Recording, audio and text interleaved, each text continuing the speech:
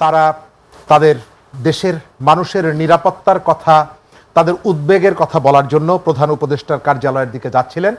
নিশ্চয়ই তারা প্রধান উপদেষ্টার কার্যালয় দখল করার জন্য যাননি। এই সরকার গত 7 মাসে বাংলাদেশের যে একটা ভঙ্গুর অবস্থা থেকে এগিয়ে নিয়ে যাওয়ার জন্য যে ধরনের সাপোর্টটা পেয়েছে পাবলিকের কাছ থেকে, রাজনৈতিক দলগুলোর কাছ থেকে, তার যথাযথ প্রতিফলন তারা তাদের কাজের মধ্যে নিয়ে আসতে পারেনি। আজকে ঢাকায় পুলিশ যে আচরণ করেছে তা ক্ষমার অযোগ্য। গত প্রায় 10 মাস ধরে বাংলাদেশের সবথেকে আলোচিত যতগুলো বাহিনী আছে তার মধ্যে পুলিশকে নিয়ে নেতিবাচক আলোচনাটা সবথেকে বেশি হয়েছে, কারণ তাদের কর্মকাণ্ড, তাদের নিষ্ক্রিয়তা ইত্যাদির কারণে। পৃথিবীতে কোনো দেশ পুলিশ ছাড়া চললে কি হয় তার উদাহরণ আমাদের সামনে আছে। পুলিশ নির্ভর একটা রাষ্ট্র, সেটাও কি অবস্থা দাঁড়ায় সেটাও আমাদের চোখের সামনে আছে। যে শিক্ষার্থীরা প্রধান উপদেষ্টার কার্যালয়ের দিকে যাচ্ছিলেন তারা কোনো অন্যায় দাবি নিয়ে যাননি, তারা তাদের দেশের মানুষের নিরাপত্তার কথা, তাদের উদ্বেগের কথা বলার জন্য প্রধান উপদেষ্টার কার্যালয়ের দিকে যাচ্ছিলেন। নিশ্চয়ই তারা প্রধান উপদেষ্টার কার্যালয় দখল করার জন্য যাননি। বাংলাদেশে এটি রাজনীতিতে খুব প্রচলিত একটা কর্মসূচি, সচিবালয়ের দিকে যাত্রা করা, স্বরাষ্ট্র মন্ত্রণালয়ের দিকে যাত্রা করা। যখন সরকার বিভিন্ন সরকারের নানা অর্গানগুলো অকার্যকর হয়ে পড়েছে এবং সরকার তার কাজগুলো ঠিকভাবে করতে পারছে না, সরকারের কেউ কেউ তাদের ব্যর্থতার কথা বলছে। আমাদের চোখের সামনে 8 বছরের একটা শিশু ছটফট করছে মৃত্যুর যন্ত্রণায়। সরকারের পক্ষ থেকে যে ধরনের সহনশীলতা নিয়ে, দৃঢ়তা নিয়ে এই অপরাধীদেরকে গ্রেপ্তার করার জন্য সাঁড়াশি অভিযান পরিচালনা করা দরকার ছিল, ঠিক সেই সময়ে এই ধরনের একটা কর্মসূচিতে আক্রমণ করা। ডেভিল হান্ট তো আমি ওই জায়গাটা আসছি। আমরা তো দেখছি আরো একটা অভিযোগ আছে, আপনি যেটি বলছেন যে পুলিশ এটা ক্ষমার অযোগ্য, কিন্তু পুলিশের গায়ে তো হাত তোলা হয়েছে, এরকম একটা অভিযোগও আছে। এখন পুলিশের গায়ে হাত তোলাটা এটা সঙ্গত নয়, তবে কোন পরিস্থিতিতে যখন আপনি আক্রান্ত হবেন স্বাভাবিকভাবে তখন দুটো পক্ষ হয়ে দাঁড়িয়েছে। পুলিশ এসে যে আক্রমণটা করলো, পুলিশের আক্রমণটা করার প্রয়োজন ছিল না, কারণ প্রধান উপদেষ্টার কার্যালয়ের দিকে এর আগে জুলাই অভ্যুত্থানে আহতরা গেছেন, বিভিন্ন জায়গা থেকে কর্মসূচি নিয়ে তার বাসভবনের দিকে মানুষের উদ্বেগ প্রকাশ করার জন্য। তারা তো দখল করতে যায়নি। আপনি শহরের মধ্যে যে একের পর এক নিরাপত্তাহীন অবস্থা হচ্ছে, পুলিশ কমিশনার বলছে আমি নিরাপত্তা দিতে পারছি না, আপনারা ঈদের সময় নিজ দায়িত্বে নিরাপত্তা গ্রহণ করবেন, ঠিক এই ধরনের একটা অরাজক পরিস্থিতিতে এই শিক্ষার্থীরা তাদের উদ্বেগ জানাতেই পারে। সরকার পুরো পরিস্থিতিটাকে লেজে গোবরে করে ফেলেছে।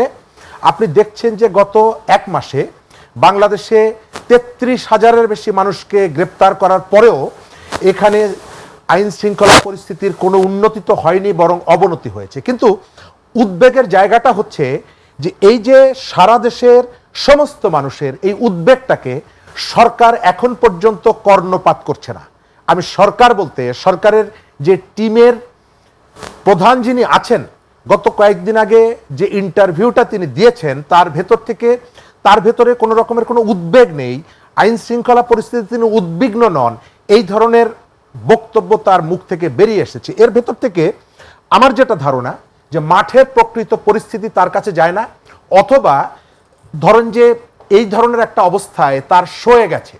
কিন্তু বাংলাদেশের মানুষ যেমনিভাবে শেখ হাসিনার শাসনামলে যে ধরনের বড় বড় অপরাধগুলো সংগঠিত হয়েছে, মানুষকে হত্যা করার পরে পুলিশ তার বাড়িতে পর্যন্ত যায়নি এবং তার সাথে একবার কথা না বলে তাকে ফাইনাল রিপোর্ট দিয়ে আইনের আওতার বাইরে তাকে নিয়ে গেছে, নিশ্চয়ই আমরা সেই পরিস্থিতির পুনরাবৃত্তি চাই না। তিনি সরকারের একজন মন্ত্রী, নিশ্চয়ই তার কাছে তথ্য আছে, তবে তথ্যটার উৎস এবং বিস্তারিত প্রকাশ করা দরকার। একটা গল্প আছে, জর্জ বুশ যখন ইরাক আক্রমণ করবেন তখন তিনি জাতির উদ্দেশ্যে একটা ভাষণ দিলেন। ভাষণ দিয়ে বললেন যে আমাদের সেনারা আগামী জুন মাসের 1 তারিখে আমরা ইরাক আক্রমণ করব, আমরা সাদ্দামের পতন ঘটাবো এবং আসার সময় আমরা 2 লক্ষ মানুষকে হত্যা করব এবং আসার সময় ইরাকের জাতীয় পশু ছাগল, আমরা 100টা ছাগল সেখান থেকে ধরে নিয়ে আসবো। তো তার পরের দিন সারা আমেরিকার মিডিয়াতে আলোচনা শুরু হয়ে গেল যে এই ছাগলগুলো দিয়ে আসলে কি করা হবে, ছাগলগুলো কেন আনা হবে। তো এরপরে মূল আলোচনাটা চলে গেল ছাগলের দিকে। 2 লাখ মানুষকে যে হত্যা করা হবে, নিরাপরাধ মানুষকে, সাধারণ মানুষকে, আলোচনাটা ডাইভার্ট হয়ে গেল। রাষ্ট্র এবং সরকার যারা পরিচালনা করেন তাদের নানা রকমের কৌশল থাকে। এই সরকার গত 7 মাসে বাংলাদেশের যে একটা ভঙ্গুর অবস্থা থেকে এগিয়ে নিয়ে যাওয়ার জন্য যে ধরনের সাপোর্টটা পেয়েছে পাবলিকের কাছ থেকে, রাজনৈতিক দলগুলোর কাছ থেকে, তার যথাযথ প্রতিফলন তারা তাদের কাজের মধ্যে নিয়ে আসতে পারেনি। আমাদের ইকোনমি নিয়ে কাজ করার জন্য 23 জন ইকোনমিস্ট বাংলাদেশের প্রমিনেন্ট, তারা অনেকদিন কাজ করে ডিসেম্বরের 1 তারিখে সরকারের কাছে একটা প্রতিবেদন জমা দিয়েছিলেন যে আমাদের এই যে 15 বছরের ইকোনমিতে যে ধরনের ড্যামেজটা হয়েছে সেখান থেকে পরিস্থিতিটা রিকভার করার জন্য কি কি করা যায়। সরকার ডিসেম্বরের পর থেকে এখন পর্যন্ত এই ইকোনমিকদেরকে আপনি যে ইকোনমিক কথা বলছিলেন, দেশের ইকোনমির কথা বলছিলেন, গার্ডিয়ান পত্রিকাও কিন্তু বলেছেন প্রধান উপদেষ্টা যে গাজার মতো পরিস্থিতি ছিল 5 আগস্টে। আমি ওই জায়গাটায় ওইটা বলছি যে এই যে 23 জন ইকোনমিস্ট তারা নিজেরা কাজ করে, দেবপ্রিয় ভট্টাচার্যের নেতৃত্বে, আপনার মনে আছে দেবপ্রিয় ভট্টাচার্য এই রিপোর্টটা হস্তান্তর করার পর সরকারকে বলেছিল যে আপনারা ইকোনমির দিকে নজরটা বেশি দেন, রাজনীতির দিকে নজরটা কম দেন। কিন্তু এই যে 23 জনের যে টিম, তারা যে সাজেশনগুলো ছিল সরকার এখন পর্যন্ত তাদেরকে ডেকে একবারের জন্য কথা বলেনি। এই যে 23 জন যে পরামর্শ দিলেন তিনি গ্রহণ করলেন শুধুমাত্র ওই যে পাচারের জায়গাটা, কিন্তু এর ভেতরে আমাদের ব্যাংকিং খাত থেকে শুরু করে আমাদের শেয়ার মার্কেট থেকে শুরু করে অন্যান্য যে জায়গাগুলো আছে, কোনো জায়গায় সরকার কোনো ধরনের কোনো পদক্ষেপ গ্রহণ করেনি। আপনি যে জায়গাটা বললেন আমিও একমত। আমি এখন পর্যন্ত ডক্টর ইউনূসের কাছে আমার প্রত্যাশা অনেক বেশি। কেন বেশি? এই কারণে আমি এখন পর্যন্ত ডক্টর ইউনূসের পেছনে আমি কক্সবাজারের বদিকে দাঁড়িয়ে থাকতে দেখিনি। আমি ডক্টর ইউনূসের পেছনে জাহাঙ্গীর কবির নানককে আমি দেখি না। আমি তার পেছনে এস আলমকে দেখি না।